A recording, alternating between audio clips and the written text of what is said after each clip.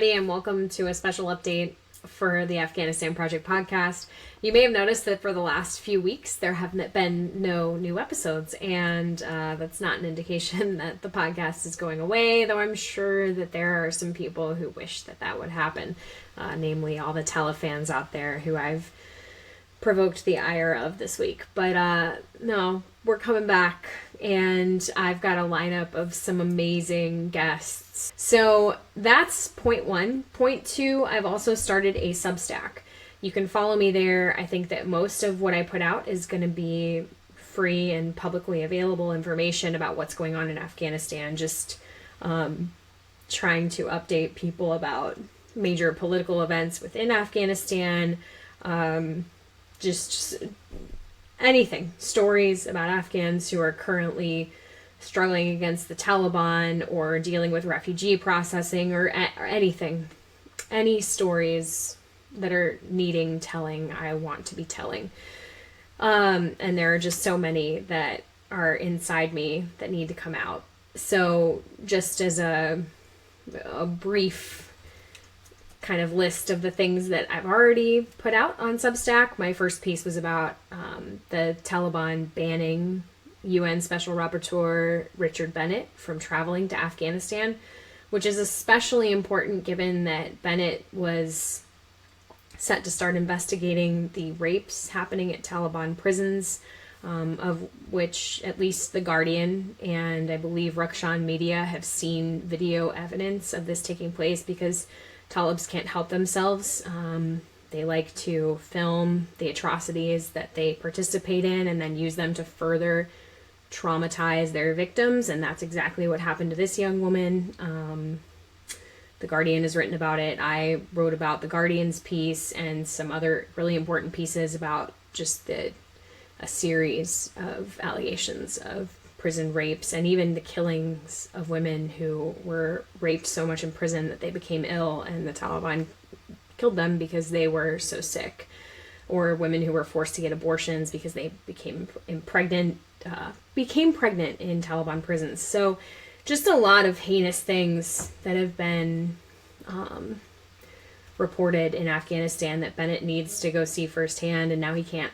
And so today's piece was another slightly less good news story. I mean, Bennett getting kicked out of Afghanistan isn't a good news story, but it also shows that the Taliban realize they have things to hide, right?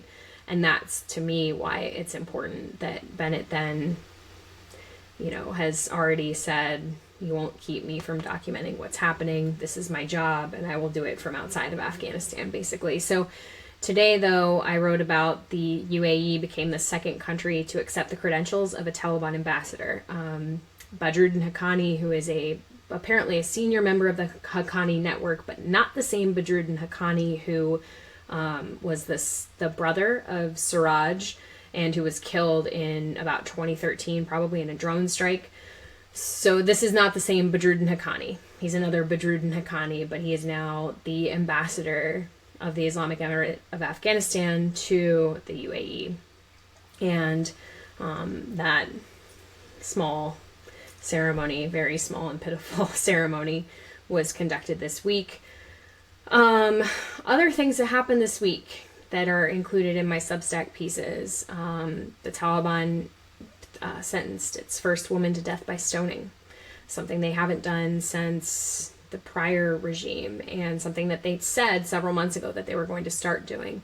This woman was accused of having an affair, and her affair partner, interestingly enough, is not being sentenced to death by stoning. So that's what I've covered so far. I have a lot of stories, like I said, that I've wanted to cover that are going to come out in weeks to come.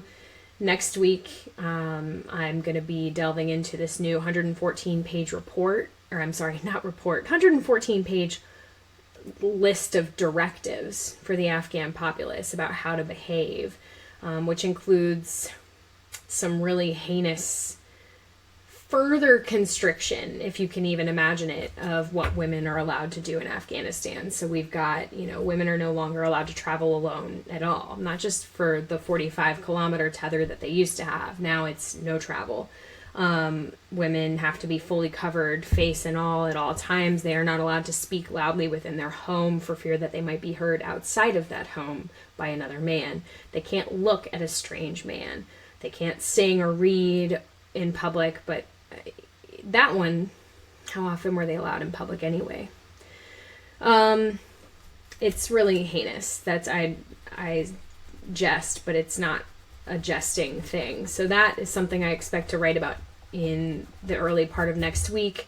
Try to get some Afghan women to tell me, obviously using pseudonyms, about what this means for them, what their life is already like.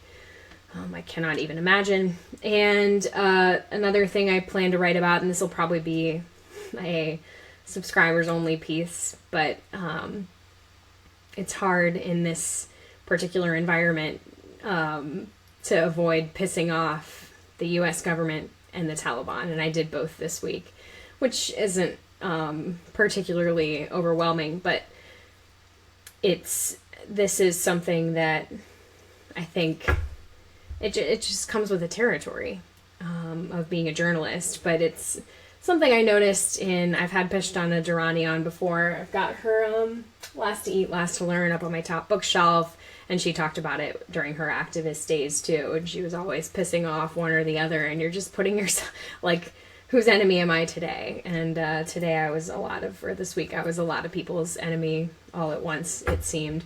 So I'm going to talk about why I was irritating those people and some of the important things that I uncovered in the time that I did that irritating. So yeah, that was really a whole word salad there, but I promise that the article itself will be interesting. Yeah, so I appreciate you guys for bearing with me for this 8 minutes of me talking rather than all of the amazing experts who I usually have on, who have such incredible stories. But I promise I'll be back with those soon. And in the interim, please subscribe to the Substack and let me know any stories you have. If you want them written about, I would like to do that. So send me an email to the Afghanistan Project Podcast at gmail.com. And I'm happy to either include them in the podcast or try to get them written on Substack. All right, Tasha Kaur, and hope to see you all again soon.